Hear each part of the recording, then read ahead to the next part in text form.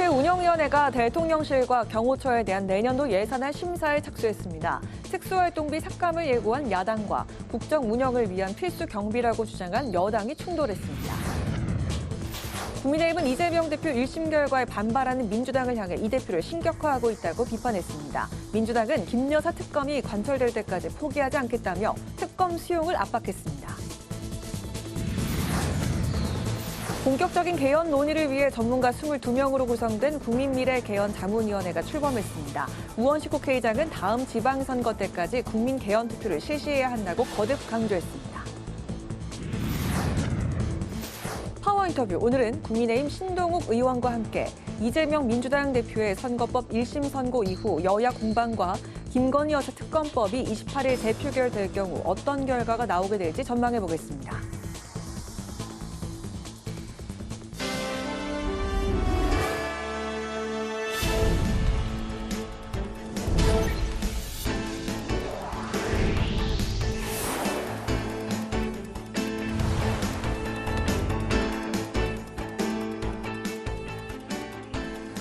여러분 안녕하십니까? 11월 19일 화요일 국회 라이브 6 시작하겠습니다. 오늘 뉴스는 박장범 KBS 사장 후보자 인사청문회 중계방송으로 늦게 방송합니다. 국회 운영위원회가 대통령실과 국가인권위원회 등을 대상으로 내년도 예산안 심사에 돌입했습니다. 여야는 대통령실과 경호처에 대한 특수활동비 삭감 문제를 두고 치열한 공방을 벌였는데요. 윤 대통령의 골프장 이용 보도와 관련해 경호처의 과잉 대응 논란을 두고도 여야는 크게 부딪혔습니다. 오다인 기자입니다. 국회 운영위원회가 대통령실과 경호처 등을 대상으로 내년도 예산안 심사에 착수했습니다. 야당이 삭감을 추진하는 대통령실과 경호처 특수활동비와 업무 추진비가 쟁점이었는데 여당은 국정 운영의 필수 경비라고 강조했고 기간의 어떤 그런 특활비라든가 업무 추진비라든가 특정 업무 경비를 대폭 삭감한다라고 하는 것은 이건 일하지 말라는 거나 마찬가지 아니겠습니까?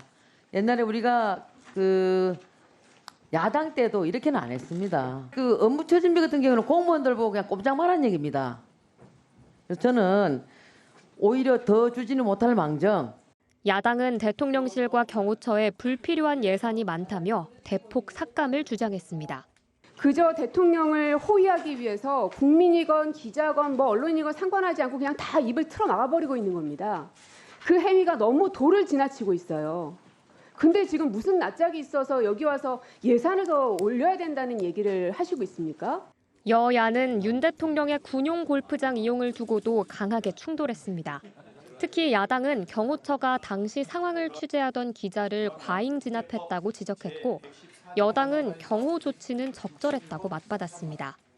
국민들 역시 대통령이 일을 잘하고 있는지 어떤 일을 하고 있는지 알 권리가 있고 그 알 권리를 충족시켜주는 게 언론이고 기자들의 취재입니다. 맞습니다. 그 지점을 너무 과하게 오버해서 이번에 처리했다는 생각이 인권 침해적 요소가 있지 않느냐 또 좀 과잉하지 않느냐는 비판이 있을 수 있어요. 그런 비판을 감수하더라도 대통령님에 대한 경호를 적극적이고 보수적으로 접근해서 국회 예산결산특별위원회 예산안 조정소위는 오늘도 내년도 예산안 심사를 이어갔습니다. 예결위는 오는 25일까지 소위에서 증감액 심사를 마치고 29일 전체 회의에서 예산안을 의결해 본회의로 넘긴다는 계획이지만 예산 대폭 삭감을 주장하는 야당과 정부안을 사수하려는 여당이 대치하면서 예산안 합의가 쉽지 않을 것으로 전망됩니다. 국회 방송 오다인입니다. 이재명 대표에 대한 1심 선고 이후 여야 대립이 격화하고 있는데요. 국민의힘은 민주당이 대한민국 사법 시스템을 흔들고 있다고 비판했고 민주당은 정부 여당이 특검과 국정조사를 수용하라고 압박 수위를 높였습니다. 이런 가운데 우원식 국회의장은 해병대원 순직 사건 국정조사를 가동하기 위한 본격적인 절차에 착수했습니다. 김지수 기자입니다. 이재명 대표 1심 결과에 강하게 반발하는 민주당을 향해 국민의힘은 신의 사죄를 언급하며 민주당이 이 대표를 신격화하고 있다고 비판했습니다. 이재명 대표 신격화까지 나간 어제 민주당의 이해할 수 없는 일련의 방탄 행태들은 11월 25일 위정교사 1심 선고를 앞두고 집단적으로 벌이는 사법부 급박의 종합세트라고 생각합니다. 특히 이 대표 개인 재판의 변호인단 선임 비용을 당의 예산을 가장한 국민혈세로 대납해서는 안 된다고 경고했습니다. 국민의힘은 또 전당대회 돈봉투 의혹에 연루된 민주당 의원들이 검찰 소환에 불응한 것도 지적했습니다. 4년 임기를 마친 뒤 당선 무효형 판결이 확정된 윤미향 전 의원 사례를 들며 재판 지연에 대한 우려를 표했습니다. 그러면서 당선 무효형이 확정된 선거 사범들이 국민 혈세를 반납하지 않는 행태를 입법을 통해 개선하겠다고 강조했습니다. 이재명 대표와 민주당 전당대회 돈봉투 수수 혐의 의원들이 윤미향 전 의원처럼 시간 끌기식 침대 축구 전술로 살아날 수 있다고 믿는다면 큰 오산입니다. 반면 민주당은 김건희 여사 특검을 거부하면 윤석열 정권이 몰락하는 신호탄이 될 것이라고 압박했습니다. 국민의 70%가 찬성하고 있다며 특검이 관철될 때까지 포기하지 않겠다고 강조했습니다. 윤석열 대통령이 다시 거부하면 김건희 특검법만 3번째, 취임 이후 모두 25번째 거부권 남발입니다. 4.19 혁명으로 쫓겨난 독재자 이승만 이후 최악의 기록입니다. 특히 국정감사와 명태균 씨의 입을 통해 드러난 김건희 여사 연루 의혹만 30여 건에 달한다고 지적했습니다. 공천 개입과 국정 개입, 인사 개입 등 헌정 질서를 파괴하는 악질 범죄라는 주장입니다. 해병대원 순직 사건에 대한 국정조사도 신속하게 추진해야 한다고 촉구했습니다. 한동훈 대표도 최해병 특검에 찬성 입장을 보였던 만큼 국민의힘이 국정조사를 반대하는 것은 명분이 전혀 없습니다. 한편 우원식 국회의장은 해병대원 순직 사건 국정조사와 관련해 모레 오전까지 의견을 제출해달라고 여야에 공문을 발송했습니다. 우 의장은 여야 합의가 지지부진할 경우에는 양당의 국정조사 특위 구성을 요구하는 등 다음 단계에 착수할 것으로 보입니다. 국회방송 김지수입니다. 개헌 필요성을 주장해온 우원식 국회의장이 본격적인 개헌 논의에 착수했습니다. 의장 직속 국민미래 개헌 자문위원회를 출범시킨 우 의장은 개헌의 범위와 적용 시기는 열어놓더라도 다음 지방선거 때까지 개헌 국민투표를 실시하자고 촉구했습니다. 보도에 김희연 기자입니다. 취임 일성으로 개헌을 강조했던 우원식 국회의장. 37년 전 헌법으로는 저출생과 초고령화, 지역균형 발전, 기후위기, 디지털 발전 등 복합적인 위기와 빠르게 변화하는 시대 정신을 담아내기에는 역부족이라며 개헌의 필요성을 강조했습니다. 새로운 변화를 만들어낼 그 길을 만들지 않으면 안 된다. 그 큰 배로 헌법을 그래서 꼭 헌법을 통해서 새로운 길을 만들어야 된다고 생각합니다. 이런 헌법의 정체 상태를 해소하는 일, 그것은 우리한테 주어진 가장 중요한 미래 세대를 위해서도 가장 중요한 일이다. 개헌 논의를 위해 전문가 22명으로 구성된 국회의장 직속 국민미래개헌 자문위원회도 출범시켰습니다. 우 의장은 국민적 공감대와 합의 수준을 높이기 위해 다양한 분야와 세대, 계층, 의제를 대표할 상징성 있는 인사를 두루 포함했다고 설명했습니다. 자문위원장을 맡은 정재황 성균관대 법학전문대학원 교수는 미래 사회에 적용할 수 있는 훌륭한 헌법을 만들어 국민이 보호받을 수 있도록 노력하겠다고 말했습니다. 우 의장은 자문위원들에게 다음 지방선거 때까지 큰 선거가 없어서 지금이 개헌을 논의할 적기라며 개헌 범위나 적용 시기에 대해 모든 가능성을 열어놓고 논의를 하되 다음 지방선거 때까지 국민 개헌 투표는 실시해야 개헌 동력을 유지할 수 있다고 강조했습니다. 이런 가운데 우 의장은 국회에서 원순석 5.18 기념재단 이사장을 접견했습니다.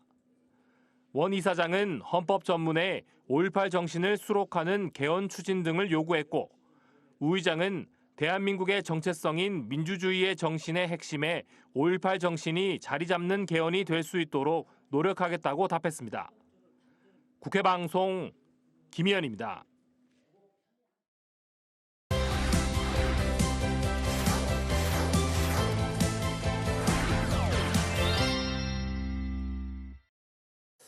네, 오늘 이슈픽 서완한 객원 기자와 함께 이재명 대표 1심 선고 후에 이 후폭풍을 다뤄보겠습니다. 서 기자, 어서 오십시오. 네, 안녕하십니까? 네, 법원이 예상 밖의 이제 실형을 선고하면서 민주당이 이제 강하게 반발하고 있는 상황인데 민주당 안에서도 고심이 깊다고요?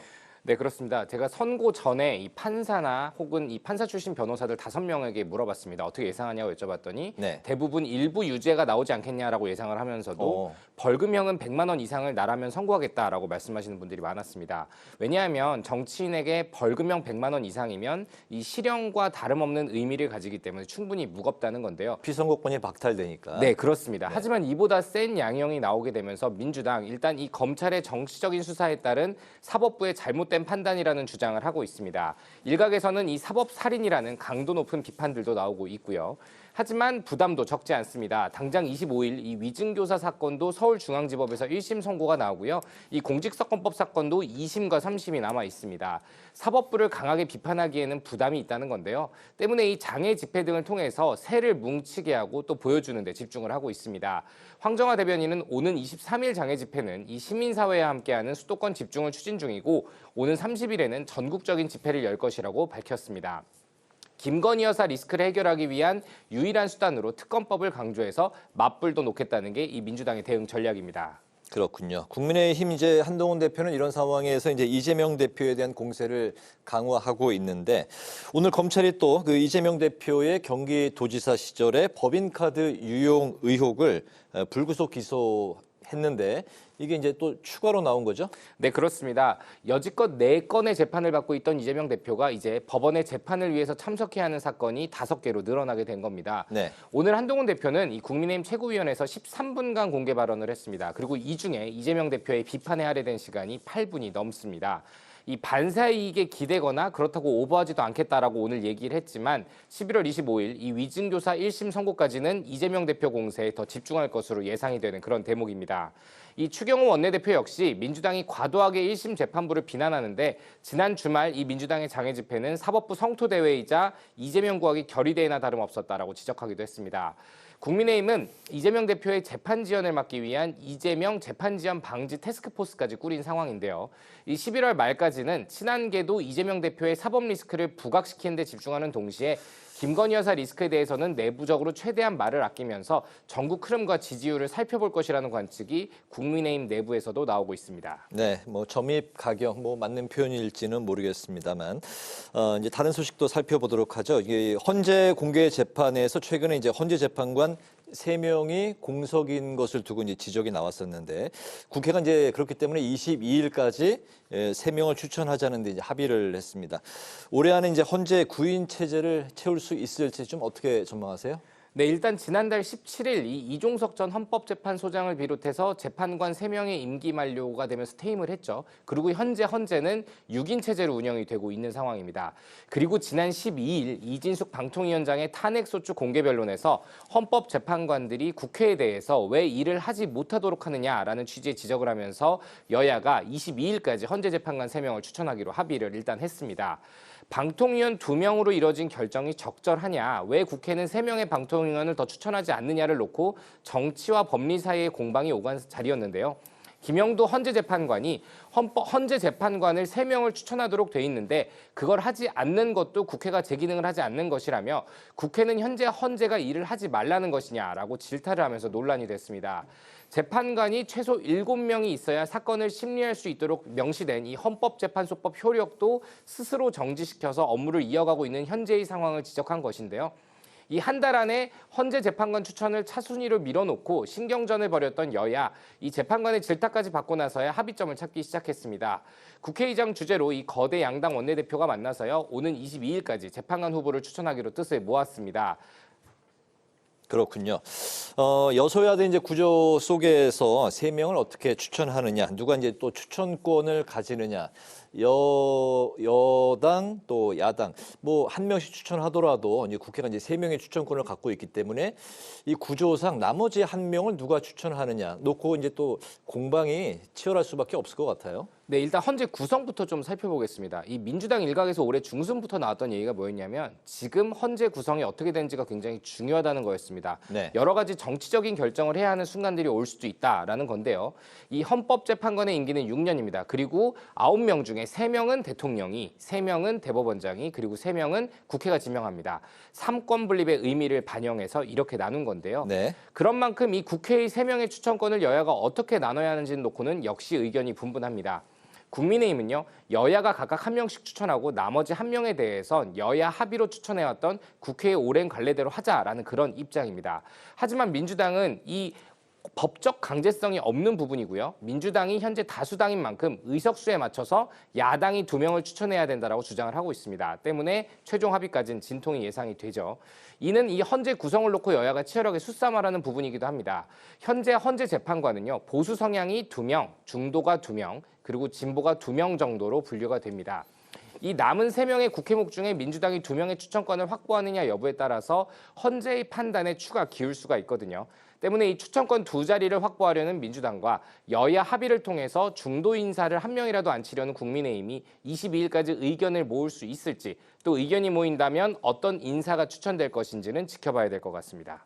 그렇군요. 여러 가지 좀 시사하는 점이 있는 것 같습니다. 네, 오늘 이슈픽 서완환 객원 기자와 함께했습니다. 오늘 말씀 잘 들었습니다. 고맙습니다.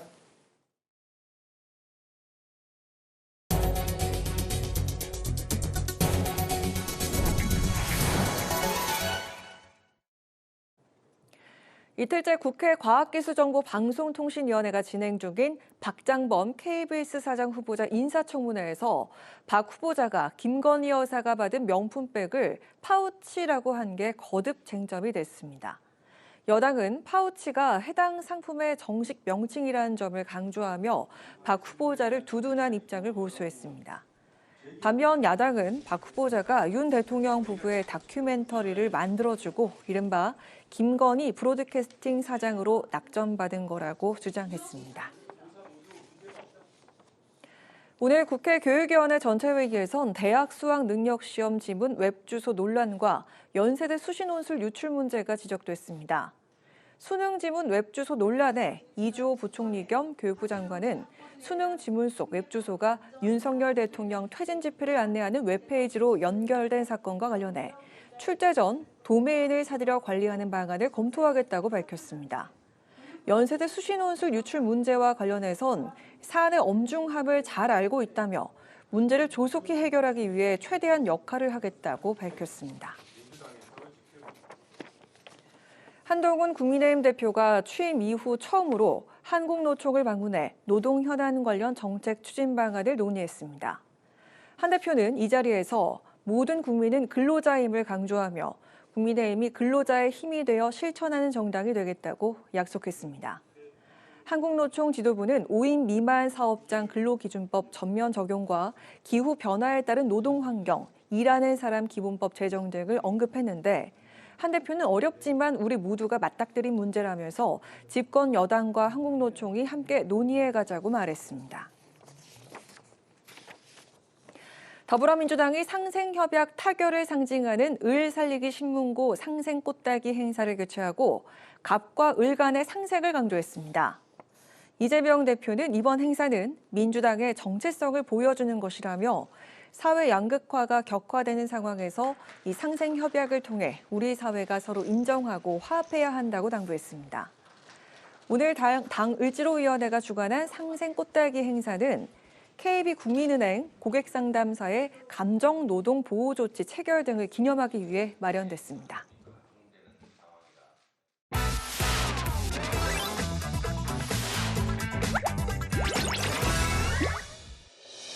11월 19일 강아랑이 전해주는 정치권의 뜨거운 말말말 강아랑의 정치랑입니다. 오늘 첫 번째 주제는 434억 원 반납입니다. 이재명 대표의 의원직 박타령 1심 선고에 따라 민주당이 최악의 경우 지난 대선 보전금 434억 원을 반환해야 할 위기에 처한 가운데 이른바 민주당 자산 위기설에 대한 우려가 이어지고 있습니다. 이 대표가 만약 대법원에서 벌금 100만 원 이상의 형을 확정받으면 이 같은 공직선거법에 따라 민주당은 20대 대선 보전금인 434억 원을 중앙선관위에 반납해야 하기 때문입니다. 그래서 이게 대선 과정에서 벌어진 일이기 때문에 당연히 민주당의 일인 겁니다. 이런 안 좋은 결과가 나와버리면 민주당이 뭐 400억 넘는 선거 보전금을 반환해야 되는 것도 현실적인 당의 큰 손해고, 어쨌든 그 선거 보전비와 별개로 우리의 대선 후보면 민주당과 일치화된 하나거든요. 그렇게 되면 이제 민주당은 완전히 폭삭 망하게 되죠. 지금 434억을 어디서 만듭니까? 건물 팔고 모금을 해도 아마 만들기 어려울 거예요. 그러니까 이 판사님은 민주당이 무슨 뭐 감정이 있으실까? 하지만 이 같은 민주당 선거 보전금 위기설은 기우에 불과하다는 분석도 나옵니다. 당초 여의도 중앙당사를 팔아야 하는 게 아니냐는 얘기도 돌았지만 상반기 당 현금 보유 상황과 당비 증가세 등을 두루 감안하면 재정이 원활할 거라는 상황이란 거죠. 434억을 토해내면 다수당인 민주당이 공중분해될 거다라는 일종의 자해 마케팅으로 판사 겁박하고 국민들을 호도하고 있습니다. 그런데 그 434억 반환해도 민주당에 500억 가까이 자산이 남는다는 분석이 있었습니다. 당선 무효형 나도 공중분해 안 되는 거죠. 그런 자해 마케팅 안 통한다는 말씀 드리고 싶습니다. 한편 국민의힘이 오늘 공직선거법 위반으로 당선 무효형이 확정되고도 선거 비용을 반납하지 않을 경우 경상보조금으로 대신 걷어들이는 입법을 당론으로 추진한다고 밝혔습니다. 2004년 17대 총선부터 현재까지 선거 보전 비용 반환 명령을 받고도 환수하지 않은 선거사범이 80명으로 금액으로는 206억 1,800만 원에 달합니다. 잘못 쓰인 국민의 세금을 반환하는 데 실효성을 높이기 위한 보완 입법이 필요합니다. 과연 민주당은 434억 원이라는 거액의 선거 보전금을 반환하게 될까요? 향후 대법원 판결에 더욱 이목이 집중되는 이유입니다. 오늘 두 번째 주제는 당무감사 압박입니다. 국민의힘 당원 게시판에 한동훈 대표 가족 이름으로 윤석열 대통령 부부를 비난하는 글이 올라왔던 논란과 관련해 당무감사를 해야 한다는 친윤계 목소리가 커지고 있습니다. 당정 화합이라든가 당내 화합을 위해서 하루빨리 당무감사를 통해서 이 문제가 빨리 밝혀졌으면 좋겠다는 그런 생각을 갖고 있습니다. 한 대표 가족 명의가 도용된 건지 아니면 사실인지 이런 명의가 들어가 있으니까 한 대표가 진실을 말해야 될 그런 의무가 있는 것이 아닌가. 수사기관에 의해서 밝혀지기 이전에 우리 스스로 당무감사를 통해서 무엇이 잘못된 것인지, 게시판 관리가 왜 잘못되었던 것이, 이런 것들을 우리가 먼저 바로잡아야 한다. 한 대표 가족들 본인이 쓴 댓글인지 아닌지를 밝히기만 하면 되는 일이라면서 김기현 의원 역시 조속한 당무감사를 촉구했습니다. 하지만 친한계 의견은 달랐습니다. 사실 주말 사이에 이슈가 다 꺼졌어요. 이 논란들이 다 정리가 되고 더 이상 나오질 않았어요. 근데 이제 이걸 계속 꺼지는 거를 두려워하는 몇 분들이 계속 지금 얘기를 제기하고 있는 건데, 어쨌든 이거는 뭐 수사 절차를 통해서 밝혀지지 않을까 싶습니다. 경찰에서 이 당원 게시판 서버 보존해달라고 하는 협조 공문을 당에 보냈습니다. 한동훈 대표 가족들이 진짜 본인들이 등록해서 쓴 거냐 아닌가는 수사 결과 곧 드러납니다. 당원 게시판 당무감사를 놓고 친윤계와 친한계가 은근한 신경전을 벌이고 있는 가운데 당내 최다선인 6선의 조경태 의원은 이렇게 의견을 밝혔습니다. 이걸 왜 크게 이걸 관심 대상으로 만드는지 오래간만에 좀 화합을 하려고 하는 그런 중요한 시점에 이런 문제를 자꾸만 긁어서 부스럼 일으킨다는 말. 보통 당원 게시판은 일반인들 거의 안 들어가거든요. 예를 들어서 뭐 가족이 만약에 했다 합시다. 했다 해도 그게 뭐가 문제가 됩니까? 당정이 한 목소리를 내가고 야당의 당대표 사법 리스크에 대한 반사이익 기대 등 모처럼 쇄신의 기회를 잡은 듯했던 국민의힘. 하지만 이처럼 또다시 불거진 계파 신경전에 우려가 더해지고 있습니다. 지금까지 강아랑의 정치 1항이었습니다.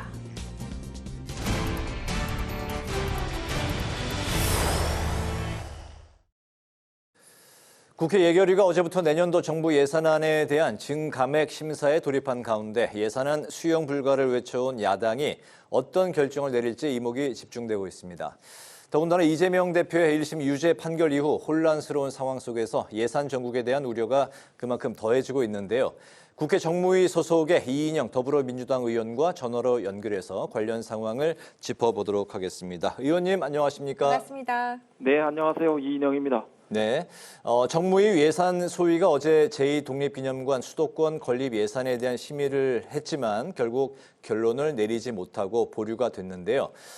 윤석열 정부가 추진하는 제2독립기념관 건립에 대해서 진보 단체들의 반발이 거세자 보훈부가 독립기념관 안에 특별관 설치로 방향을 튼 것으로 전해지고 있습니다. 정무위원이신데 이 사안 어떻게 지켜보고 계실까요?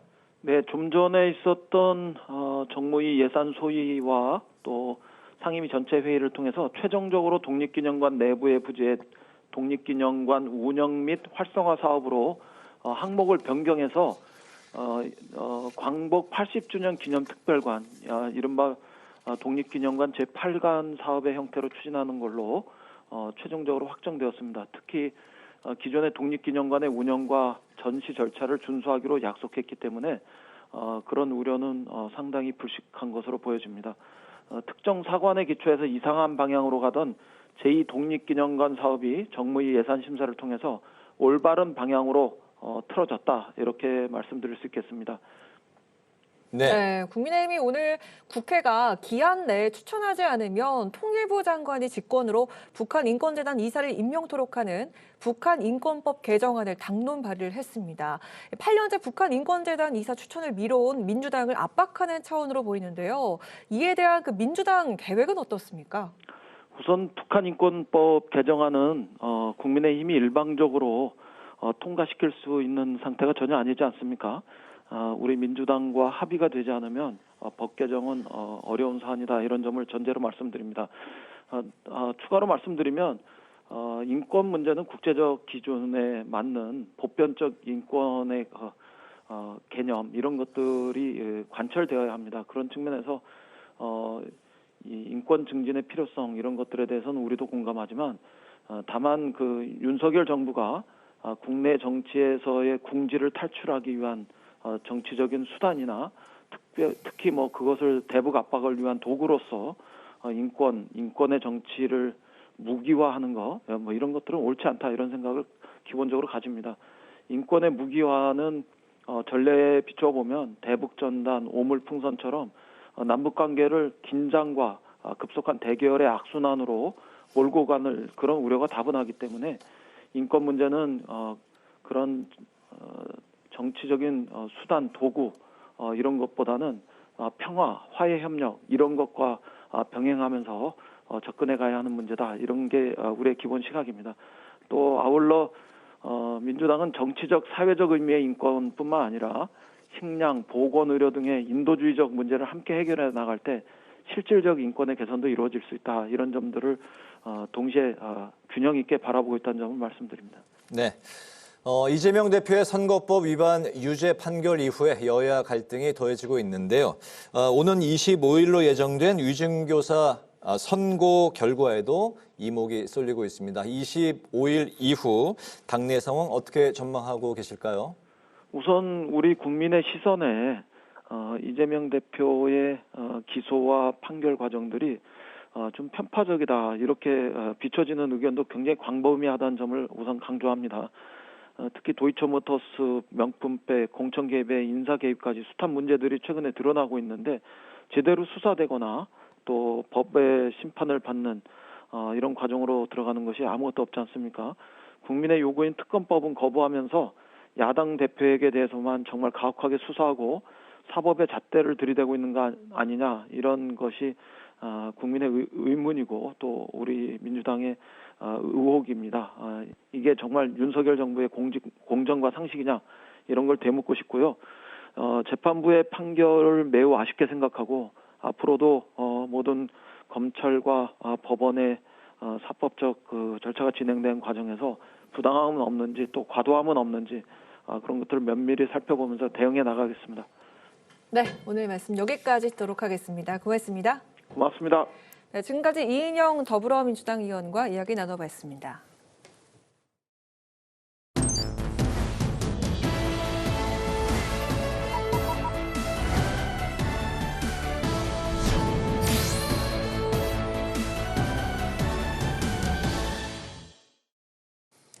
네, 30여 년 기자와 앵커의 길을 걷다가 22대 국회에 입성한 후 원내 수석 대변인으로 활약하고 있는 분입니다. 품격 있는 정치에 앞장서겠다는 각오로 바쁜 나날을 보내고 계신 국민의힘 신동욱 의원을 모시고 정치권 소식 살펴보겠습니다. 의원님 반갑습니다. 어서 오십시오. 예, 안녕하세요. 안녕하세요. 초대해 주셔서 고맙습니다. 예. 예. 한 몇 달 전에 저희 이제 방송에 출연하셔서 각오로 품격 있는 언어의 정치를 밝히셨는데 실제 정치에 뛰어드셨는데 어떻게 잘 되고 계십니까? 어렵습니다. 어렵고요. 네. 그 약속을 지키려고 지금도 뭐 부단히 노력은 하는데 또 어떨 때는 저도 모르게 목소리가 높아지는 경우도 있고 또 어느 또 조금 거칠어지는 측면도 있고 또 어떨 때는 내가 가만히 있으면 이게 어떤 당인의 자세가 아닌 것 아닌가라는 또 약간은 뭐 그런 생각도 있어서 그 경계선을 지키기가 참 어려운 것 같습니다. 정치라는 것이 또 무조건 가만히 있는다고 또 좋은 것도 아니니까 나름대로 뭐 하여튼 잘 지켜보겠습니다. 저는 이렇게 지켜보면서 좀 거친 언사를 자제하시려고 많이 노력하신다라는 느낌을 받았는데요. 국민들도 지켜보고 계실 거라 생각이 듭니다. 노력하겠습니다. 네, 바로 이제 현안으로 들어가 보도록 하겠습니다. 민주당 이재명 대표 이제 공직선거법 1심 판결에 대한 여야 공방이 계속되고 있는데요. 한동훈 대표가 이제 나머지 재판에서 이제 빨리 형이 확정돼야 된다 이런 입장을 보였고 민주당은 사법 살인이다 뭐 이제 이런 입장을 밝혔습니다. 25일에 있을 위증교사 1심 선고에 대해서 여러 가지 이제 그 여당 야당 대응책에 이제 고심하고 있을 텐데 이 대표의 두 번째 사법 리스크 좀 어떻게 전망하실까요? 예, 저는 사실 뭐 여야의 공방은 있을 수 있습니다만 이 정도 되면 여야를 떠나서 정말 국민들에게 송구스러운 일이라고 생각을 합니다. 한 정치인의 법적 리스크 문제를 가지고 이렇게 장기간 우리가 공방을 벌이는 것, 국민의 민생을 팽개치면서 또는 한 정치인의 방탄을 위해서 국회가 이렇게 오랫동안 공방을 벌인 예가 과거에는 없고요. 또 설사 이게 유무죄는 뭐 대법원에서 최종적으로 확정 판결하는 것이긴 하지만 이렇게 여러 가지 법적인 문제를 가지고 재판을 받고 있는 분에 대한 재판 결과를 1심, 2심, 3심 이게 여러 가지니까 도대체 몇 년 동안 이걸 지켜보면서 저희가 사법살인이다 아니다 정당한 법집행이다 이렇게 공방을 벌여야 하는가 정말 자괴스럽고 이쯤 되면 이재명 대표께서 더 이상 국민들에게 민폐를 끼치지 말고 스스로 좀 결단을 해주시는 것이 맞지 않나. 그리고 법적으로 문제가 없다면 물론 저희도 뭐 사과해야겠지만 그때 다시 돌아오셔도 좋지 않을까 그런 생각을 해봅니다. 이제 우리가 사법살인이다 이런 표현을 가지고 국민들이 몇 년 동안 다 지켜봤는데 사법살인이라는 것은 국민들이 잘 모르는데 법적으로 밀실에서 없는 죄를 만들어서 사람을 죄인을 만드는 게 사법살인 아닙니까? 언론과 뭐 모든 수사기관과 이런 곳에서 몇 년 동안 검증해서 기소돼서 재판받고 있는데 이걸 어떻게 사법살인이라고 하겠습니까? 네, 이런 상황이 펼쳐지자 이제 민주당 측에서는 그 비명계 쪽으로 시선이 많이 쏠리고 있는 것 같은데요. 비명계 전직 의원 모임인 이 초일회에서 12월에 김부겸 전 총리 특강을 또 진행하게 됐고 김경수 전 지사 그리고 김동연 지사와도 만남이 또 예정이 돼 있습니다. 그리고 박용진 전 의원은 내년 1월부터 이제 공개 활동을 하겠다 이렇게 선언을 하기도 했는데 지금 친명계에서는 내부 단속을 좀 하고 있는 것 같습니다. 그런데 이 대표 단일 체제에 과연 변화가 생길지 좀 전망해 볼까요? 예, 그 뭐 상징적인 발언이 최민희 의원이 비명계 움직이면 뭐 어떻게 하겠다 이런 표현을 써서 저도 굉장히 충격받았습니다. 어떻게 이런 표현을 쓸 수가 있을까? 그들만의 얘기긴 합니다만 이제 조금 전에 앵커께서 말씀하신 김부겸 전 총리, 김경수, 김동연 지사는 사실은 가장 주목받는 이제 인물이 될 수밖에 없는 상황이 됐습니다. 민주당도 지금은 우리 단일 지도 체제 이상 없다. 뭐 김윤덕 사무총장 같은 경우에는 그저께 더 잘 될 것이다 이런 표현을 쓰긴 했습니다만 내심으로는 굉장히 아마 불안할 거요. 아마 1심 첫 번째 재판에 1심 선고에서 이렇게 나왔는데 뭐 지금 우리가 포기하겠다 이렇게 얘기할 수는 없겠지만 아마 물밑의 얼음은 상당 부분 지금 녹기 시작했다 저는 이렇게 보고 있습니다. 아직 이재명 대표에 대한 뭐 지지율 같은 것이 이제 여론조사에서 아직 정확히 확인된 건 없습니다만 네. 아마 25일 날 위정교사 재판에서 또 의원직 상실에 해당하는 형이 선고가 됐을 경우에 상당히 움직일 것이고 민주당 내부에서도 균열이 이제는 좀 표면화되지 않을까 저희는 그렇게 예상을 하고 있습니다. 네, 25일 1심 선고도 유죄로 예상이 되고 그렇기 때문에 민주당의 균열이 더욱더 이제 좀 심화되는 쪽으로 갈 것이다. 지금까지의 과정을 보면 그저께 있었던 선거법보다 이 위정교사는 더 엄중한, 더 위중한 네. 죄상이 이미 확인됐다. 저희는 그렇게 보고 있거든요. 네.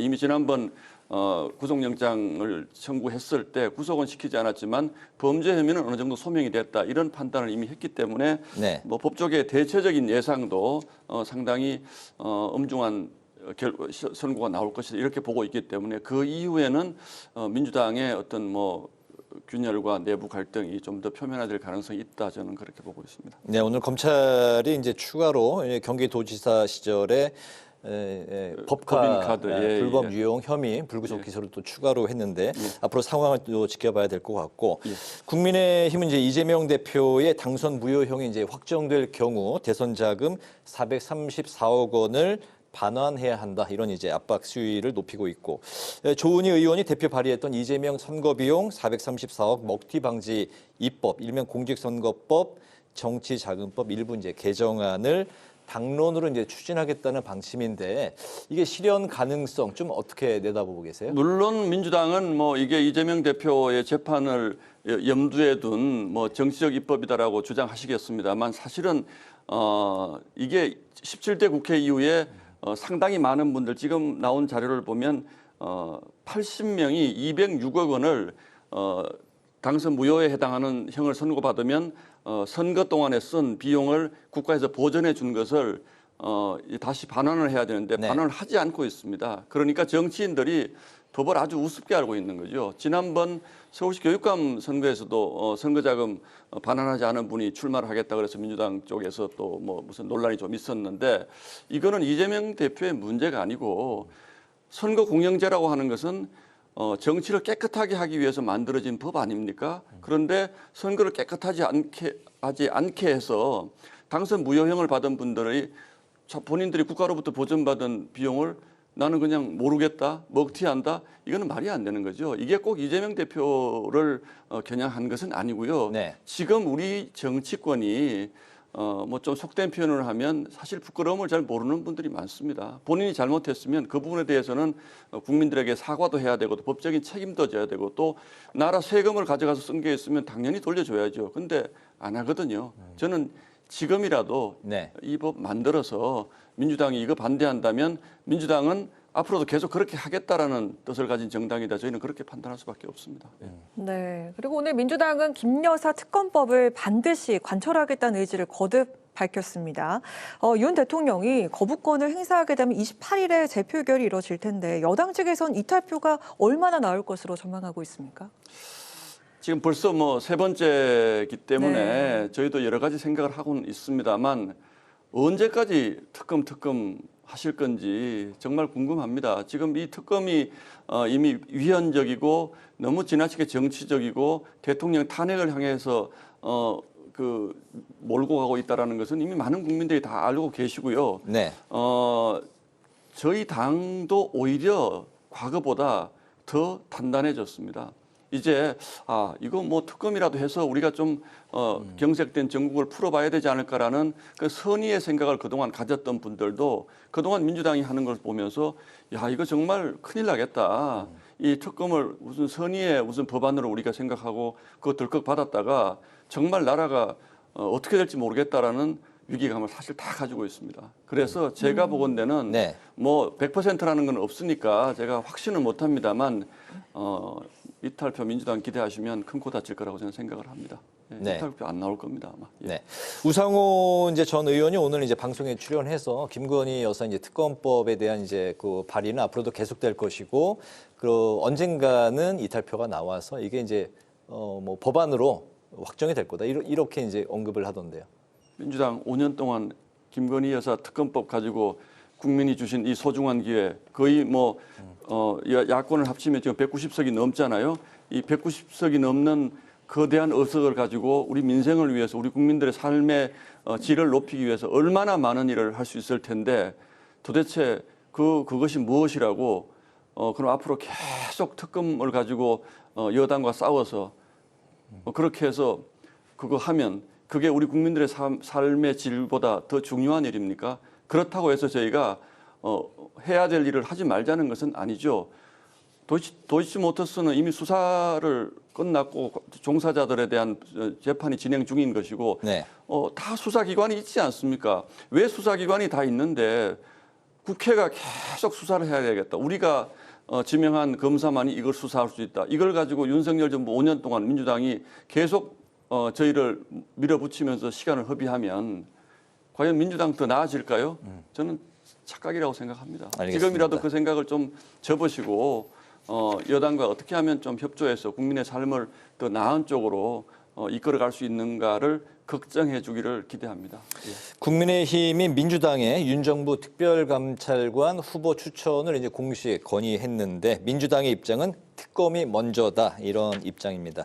계속해서 이제 팽팽한 신경전이 벌어지고 있는데 어떻게 타협해야 될까요? 예, 조금 전에 제가 그 이인영 의원 인터뷰를 방송 들어오기 전에 잠시 들었는데 네, 저희가 원래 이제 특별감찰관과 북한 인권재단 문제를 같이 처리하자는 게 그 기존의 입장이었는데 네. 이제 그거 연계하지 않겠다. 다만 북한 인권법 문제는 법이 제정된 지 8년이 지났으니까 인권재단 빨리 출범시켜서 국제적으로 주목받고 있는 북한 인권법 북한 인권재단 출범시키자라고 오늘 개정안을 저희가 제출을 했습니다. 뭐 네. 짧게 설명을 드리면 이인영 의원님은 이게 지금 순수한 의도의 개정안이 아니라 정치적 의미를 가진 것이다라고 주장을 하시는데 제가 듣기로는 이인영 의원님은 북한 인권 문제에 대해서 북한 인권재단을 자체를 반대하시는 것 같은 느낌을 좀 받아서 좀 유감스럽습니다. 통일부 장관 출신이시죠? 이인영 의원은 통일부 장관 안 하셨을 거요 아마. 다시 한번 확인해 보겠습니다. 예, 제가 지금 정확히 기억이 안 나는데 네. 북한 인권 문제는 국내 정치적인 이유를 가지고 북한 인권재단을 안 하겠다고 하시면 네. 영원히 못하는 겁니다. 그래서 제가 보기에는 민주당의 태도는 북한 인권재단, 북한 인권에 대해서는 관심이 없다는 것으로밖에는 받아들일 수가 없다는 말씀을 먼저 맞다고 합니다. 통일부 장관. 예, 그렇군요. 그렇다면 더더욱 북한 인권 문제에 좀 관심을 가져주셨으면 좋겠다라는 말씀을 드리고 네. 저희는 그래서 민주당이 그동안 하자고 얘기했던 특별감찰관 인권재단과는 별개로 하겠다고 저희가 이미 어제 추경호 대표께서 민주당 원내대표 만나서 논의를 시작하자고 제의를 했습니다. 그런데 특검을 먼저 받아야지 특별감찰관도 논의할 수 있다. 이런 말이 어디 있습니까? 민주당이 요구하신 거잖아요. 그동안 민주당이 문재인 정부 5년 동안 저희가 그렇게 하자 그랬는데도 안 했습니다. 공수처 만들면 필요 없다고 그래서 공수처 저희가 만들어 드렸거든요. 네. 근데 공수처 만들었는데 지금은 또 본인들이 하자고 계속 주장을 해서 우리가 하겠다고 그랬는데 또 안 하겠다고 그래요. 그럼 도대체 이거는 뭐죠? 저희는 민주당의 태도가 매우 정치적이다. 정말 뭔가를 저희도 어려운 결단입니다. 우리 대통령실에 우리를 감찰하는 관리를 두겠다는 것은 저희도 사실 쉬운 결단 아니었거든요. 저희도 내부적으로 이 결단을 하는데 굉장히 진통을 많이 겪었고 결단을 한 것입니다. 그런데 이제 와서 민주당이 안 하겠다? 이거는 정말 납득하기 어려운 일이죠. 특검이 먼저다 이런 조건을 자꾸 걸지 마시고 북한 인권법 개정안도 성실하게 저희와 논의를 해주시고 특별감찰관 임명도 성실하게 저희가 제의했으니까 좀 논의의 장으로 나와주시면 좋겠습니다. 네. 네, 자 이런 가운데 국민의힘은 지금 당원 게시판 논란으로 내용을 겪고 있습니다. 한동훈 대표가 이거는 불필요한 논쟁이다 이렇게 선을 그었는데요. 이게 글쓴 사람이 뭐 한동훈 대표의 가족이냐 아니냐 가지고 논란이 짚혀지고 있는데 친윤계 인사들은 당무감사해야 한다 그리고 해명하라 이렇게 촉구하고 있고 특히 김기현 의원은 이거 정확하게 밝혀야 한다 이렇게까지 얘기를 했습니다. 친한계에선 먼저 수사 결과를 기다리는 게 먼저다 이런 입장인데요. 이거 어떻게 생각하십니까? 저희로서는 이제 모처럼 당정 관계가 좀 부드러워지고 있는 그리고 민주당의 그 상황 때문에 좀 반전의 계기를 마련할 수 있는 뭐 이런 네. 타이밍인데 조금 상당히 이 상황이 조금 곤혹스러운 것은 사실입니다. 그런데 이 문제 제기가 외부에서 먼저 문제 제기가 됐고 또 외부의 뭐 유튜브나 이런 분들이 지금 상당히 강력하게 문제 제기를 하고 있고 그렇기 때문에 지난번 의원총회에서도 사실 이것과 관련한 논란들이 많이 있었습니다. 그래서 뭐 당무감사를 해야 되느냐, 뭐 감찰을 해야 되느냐, 수사를 해야 되느냐 여러 가지 주장들이 있는데 일단 저희 지도부 입장은 논의를 우선 좀 해보자. 이게 저희에게 미칠 어떤 영향 그리고 사실관계가 전혀 드러나지 않는 상황에서 뭔가 예단을 하고 어떤 대안을 제시했을 경우에 나중에 더 큰 문제가 될 수 있고 이게 뭐 어디로 가는 것은 아니니까 조금 신중하게 접근하는 것이 좋겠다. 이게 저희 당의 대체적인 기류고요. 그래서 아마 조만간 이 문제를 어떻게 처리할 것인가에 대한 추가적인 논의가 있을 걸로 봅니다. 저도 뭐 제 개인적인 생각이 있습니다만 제가 당직을 맡고 있어서 그 생각을 말씀드리는 것은 좀 적절치 않은 것 같고 저희 당에서 내부에서 벌어지는 일인 만큼 저희 내부에서 잘 매듭 지어지기를 그냥 바라는 마음입니다. 예. 현재 좀 경찰이 수사 진행 중인가요? 수사를 하고 있다고 그럽니다. 그래서 아마 외부에서 고발을 한 것 같아요. 그래서 경찰에 넘어가서 경찰이 수사를 하고 있다는데 구체적으로 이제 이게 수사를 하기 위해서는 뭐 저희 당에 뭐 자료 요구가 됐든 뭐 압수수색이 됐든 뭔가 이런 이제 추가적인 절차가 필요할 텐데 이게 아마 뭐 고발을 했다면 고발인 조사라든지 이런 것들이 먼저 돼야 되기 때문에 이게 지금 뭐 당내에서도 이걸 어떻게 수사에 맡기냐 우리 당 내부의 일인데 당무감사를 하는 것이 맞지 않느냐 이런 주장도 뭐 상당히 있고요. 또 뭐 이런 것에 대해서 좀 조심스러워하는 분들도 또 있고 그래서 아직은 조금 지켜봐야 되는 그런 상황입니다. 알겠습니다. 22대 이제 국회에 입성하셔서 이제 6개월 정도 이제 의원 활동을 이제 하고 계시는데요. 지역구가 이제 서울 서초을 지역구이신데 또 이제 원내 수석 대변인 역할을 이제 맡고 계시면서 바쁜 나날을 이제 보내고 계십니다. 앞으로 이제 지역구 그리고 이제 원 내에서 좀 어떤 계획이 22대 국회에서 있으신지 좀 마지막 질문 드려볼까요?